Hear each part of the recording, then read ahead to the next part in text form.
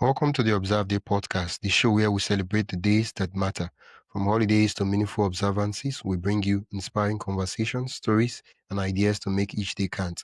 Whether it's raising awareness, learning something new, or simply sparking joy, this is your space to explore the calendar in a whole new way. I'm your host, Wisdom Okonkwo, and I'm excited to share today's observance with you. Let's dive in. Tell us your name and what you do. Hi, my name is Katherine Lacefield, and I'm a fundraising consultant for animal nonprofits. So I started working in an animal nonprofit when I was really young, and I realized that one of the biggest issues that the nonprofit had was that they were constantly looking for more funds. And most people, when they work in nonprofits, don't enjoy the fundraising process. They constantly just want to either help dogs in that case or doing the mission of the organization, but the fundraising component tends to get to the wayside.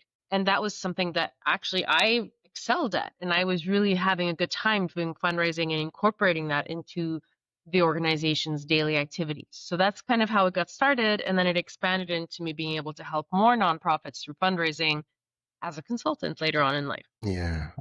And previously, I did ask you that most of like according to what I felt, and you were breaking down how most nonprofits get income, and I was like, oh, I feel like it's donation, but you went ahead and you were explaining that the donations and grants. Can you tell us what the difference is and what role each of them play for nonprofits?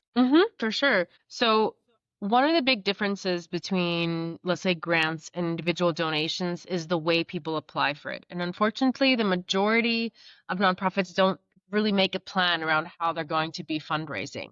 So they don't necessarily have a specific direction or any of that. So that's where I come in and help them establish how can they actually get funds into their organization. So yes, the majority of small grassroots organizations are going to be looking first towards individuals. But individuals make usually smaller donations, maybe on average $100 a year. So how are you supposed to fund an entire organization with these small one-time donations? So of course, one of the things I recommend is you need to diversify. You need to, yes, some strategies to get individuals, but you also need to start applying for grants because grants are also a great way of getting in funds, but they're not the only way. So you need to diversify because as you start growing up, your audience of individuals who are supporting you, that will grow into a decent enough community that you can support your organization 100% through individuals. But just like building up a podcast, just like building up a social media community, it starts small and it takes time to evolve through time. So that's something that a lot of nonprofits just don't think about when they're trying to build up their fundraising in the beginning. Yeah.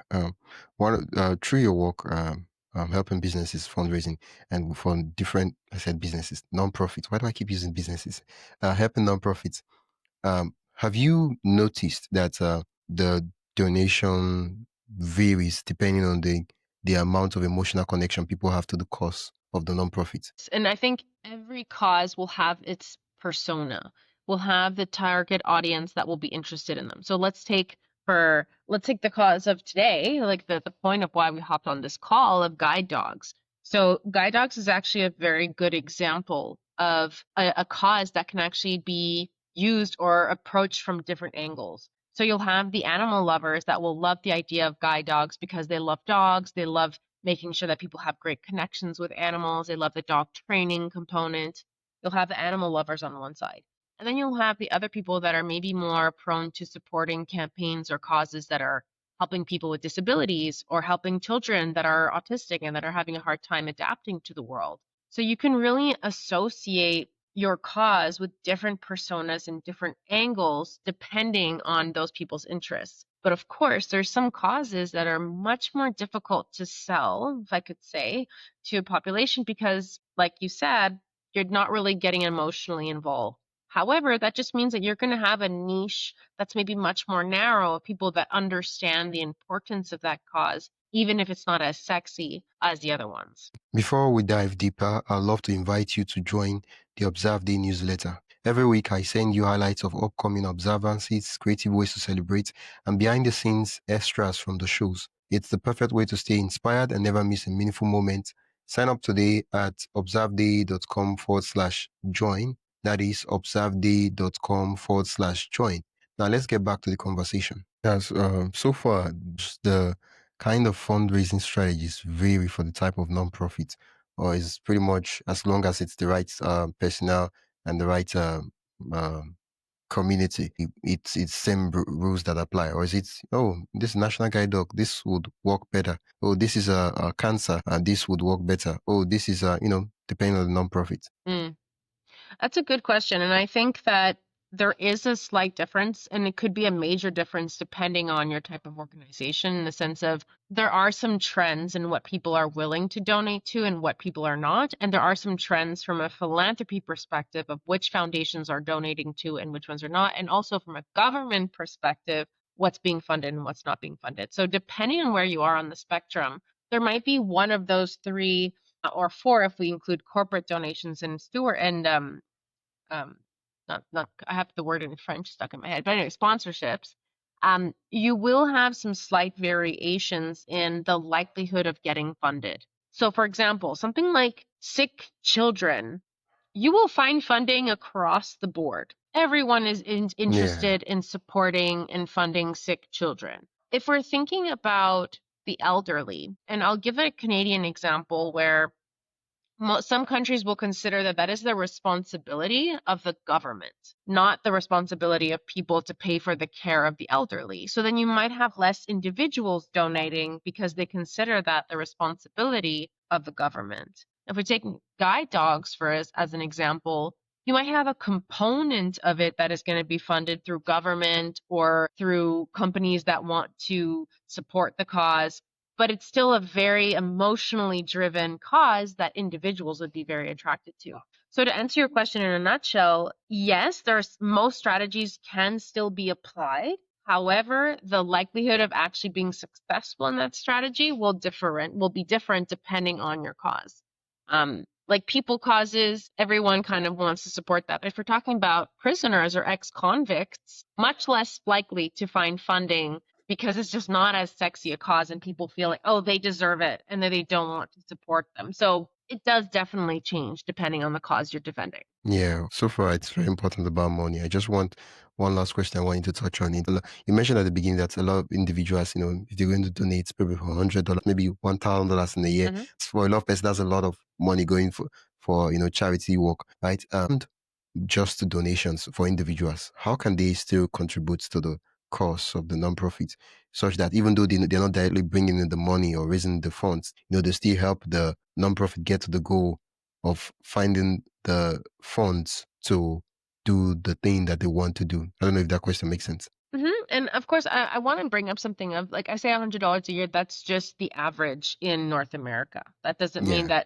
that, there's some people like I donate to one of my favorite causes just because I donate to so many on a monthly basis. I donate $5 a month to one of my favorite organizations. And for them, like it does make a big difference. And depending on where you are in the world, a $5 donation can still go very far. I have one of my clients in Albania that's an animal shelter that $5 means 5 deworming treatments for animals. Like that's a lot. So the amount of the donation doesn't necessarily, I don't want to put an emphasis on that. But if ever, other than donating, what can people do? A lot of organizations will really benefit from spreading awareness. So if you're engaging with their content on social media, not just sending a like, I mean commenting, sharing that post with your own network, bringing their name to your community, you are bringing them a service, because marketing, as I'm sure everyone here knows, costs money. So if you can help them by spreading the word of the organization to your community, you are actually helping them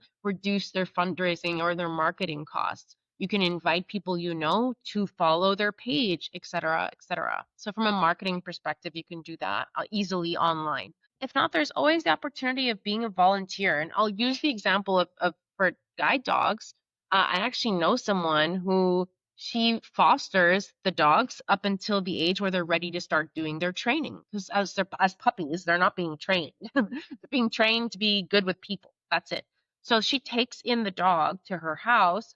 They take care of it until I think they get a year and a half years old, and then they can start doing training. So she offers her house to train and take care of the dog until the dog is ready to be trained as a guide dog. So there's many opportunities as volunteers that you can also show up even if you don't have the funds. That is extremely helpful.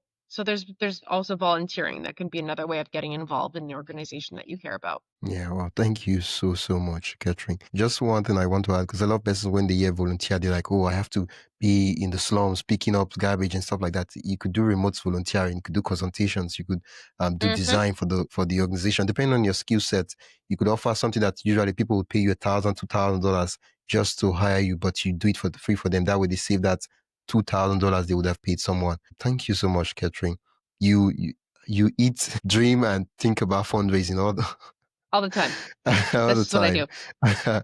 All I do. How and National Guide Dog and all the nonprofits, how can people who really have this vision, but funding is a problem, how can they learn more about the work you do and also connect with you so that you can both partner and work together? The best way to find me is on my website, which is justbecause.consulting, and you can always find me on LinkedIn, Katherine Lacefield. I'm very active there, so don't hesitate to reach out. I'm always glad to connect with new people. Yeah, well, once again, thank you so much, Catherine.